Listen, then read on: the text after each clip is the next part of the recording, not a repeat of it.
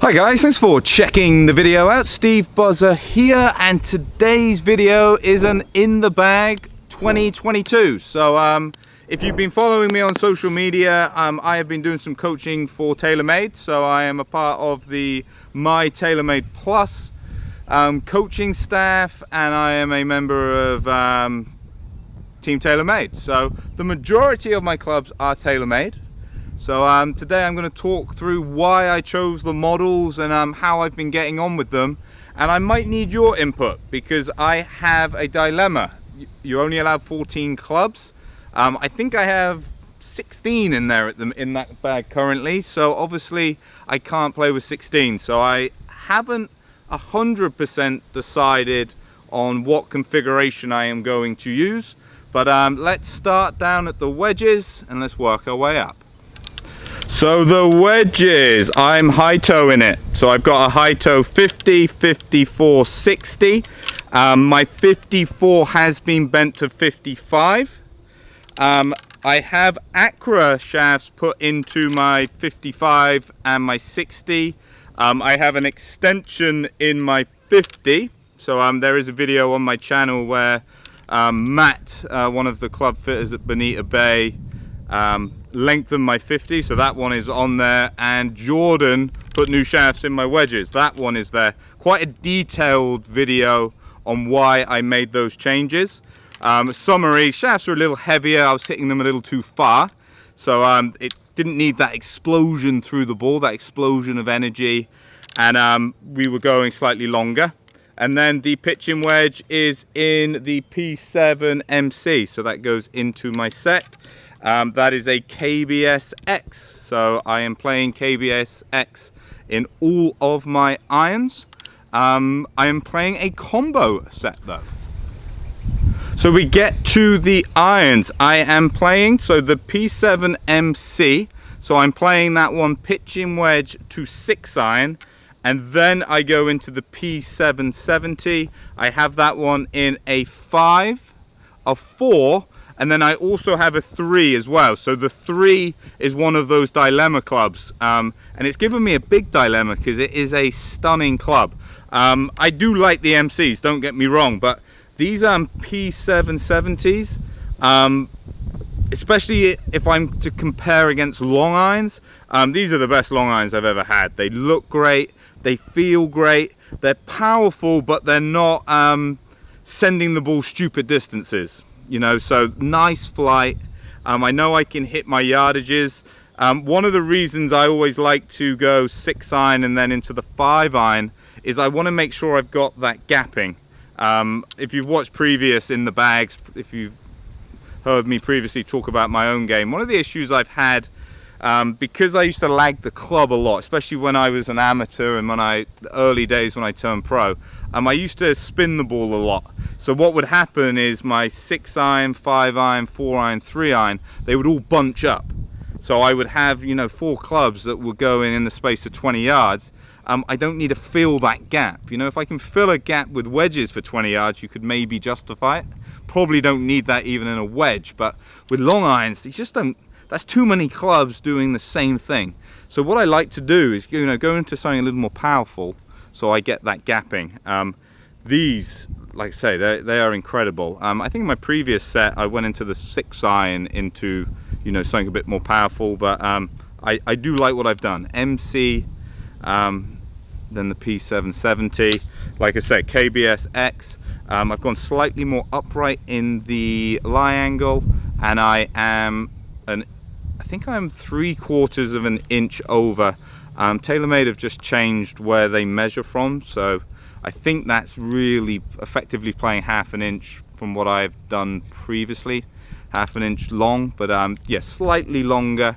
My wingspan is slightly shorter than my height, so for that reason I always tend to like clubs that are slightly longer. So let's get to the dilemma clubs. I have a P790, it's the UDI 2 iron. I have the 3 iron in the P770, like I said, and then I also have the Stealth Plus Hybrid.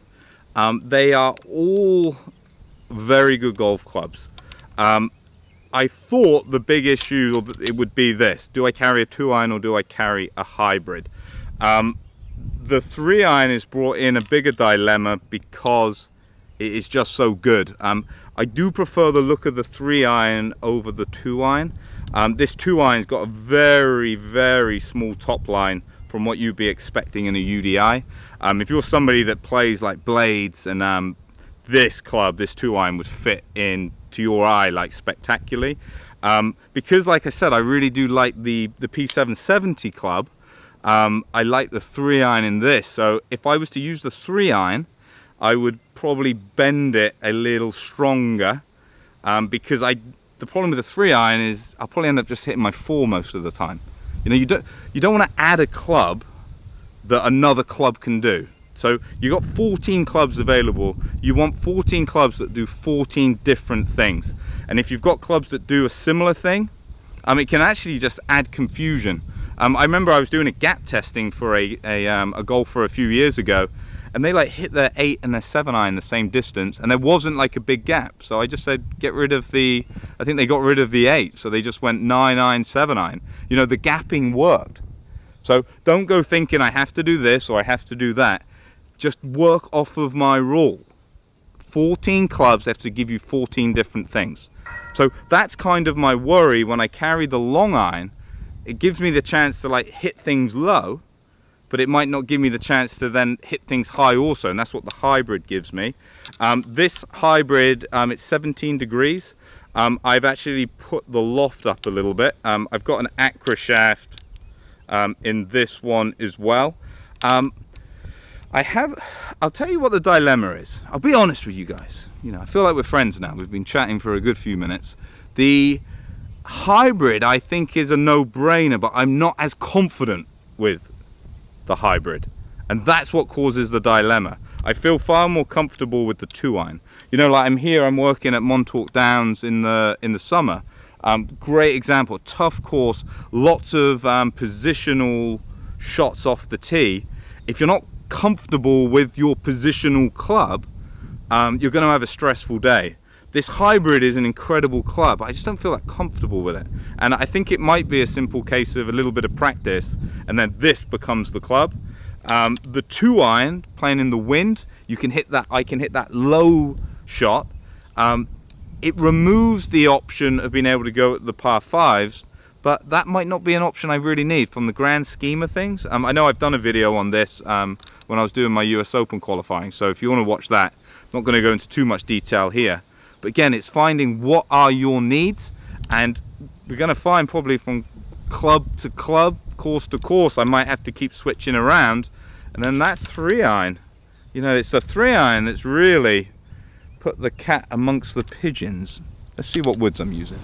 So my woods, both TaylorMade Stealth Plus. I got the Rocket 3 wood, and Rocket by name, Rocket by nature. It's a extremely powerful club. I've actually put the loft, again, I put slightly higher. I had the Sim 2 in a 15, and I had the original Sim in the Rocket. My original Sim, I didn't spin enough. Hit great shots with it, but it basically did what my driver did. So it was impressive on the range, didn't fit a purpose on the course. I then got the Sim 2, and that one spun a little bit more, so I ended up having to crank the loft down on that one. This one, it's probably got the best of both worlds. If I'm honest, I probably could have got the 15 degree, but by putting the loft up a little bit, it feels great. I've got just a hazardous, you know, RDX smoke in it, 6.5. I really do like this club. I really do like this club.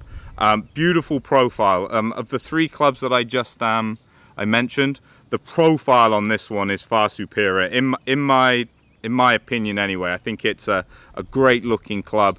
Like I said, I think it's taken the best of both the Sim and the Sim 2, and very impressive. 8 degree in this one. This one against my Sim 2, again, I think the spin profile is far better. I had to take all the loft off of the Sim 2. I didn't have to in this one. I've got the sliding bar back in neutral. I did have it across for when I was playing, and I have gone back actually into an old this was the shaft that came with my Sim 2. Hazardous RDX Smoke, 6.5. Club feels great. I do have the problem with my driver is driving ranges usually aren't long enough for me to hit, so I end up not practicing enough with the driver. So the confidence is never quite as high as it should be, and the speeds are never going to be quite where they could be, because best way to get your speed up is to hit balls. So I'm hoping to practice a little bit more with this one, but I've been hitting it great, and I really do like the feel. So this club for me, very good, very good. And get lots of questions about the face, you know, the face being red. You can't see it when you're looking down on it, so certainly not off-putting, and when you look at it, I actually think it looks quite cool. So those are the woods, and let's get the putter. I suppose we should look at the putter. So this is a new putter. It is a Lab Mez 1. I love this putter. So I've been using Lab products for the last couple years. I've been using the B2, was putting really well with the B2. So that is their like blade putter. And the big Lab, it works better with people that have got like a slow stroke, and I don't have that. I tend to have a bit more hit in my stroke. So I liked it, but I never felt as comfortable with short putts as I did with the B2.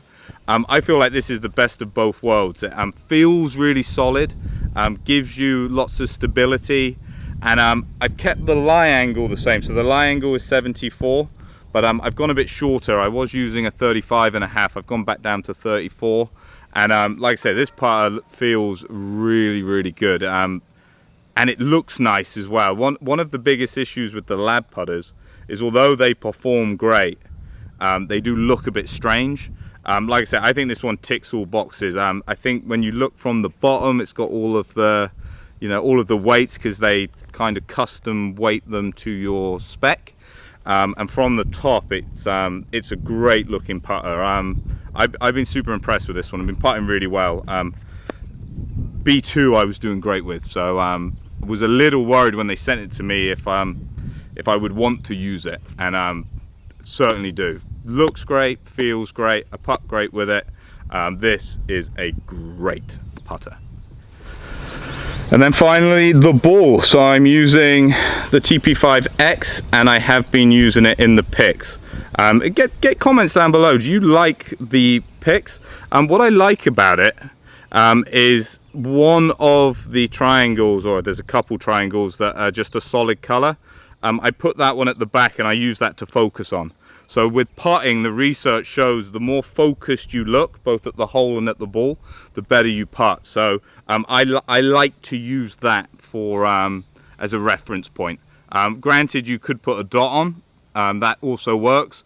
But like I say, I quite like that. It distinguishes my ball, so you know, it's very easy to identify the ball, and I use that on the greens. The TP5X is slightly softer than its previous version, and I love the feel of this one. The previous one, that I think like DJ is still using the previous one, a slightly firmer feel. So some golfers like that firmer feel. This one feels just like that, slightly softer. Spin profile and everything is still great on it. I think this is a top ball. I think I've got a top bag. I'm really lucky with the equipment that I've got. Get some comments down below. The big one. Which would you use, the 3-iron, the 2-iron, or the hybrid?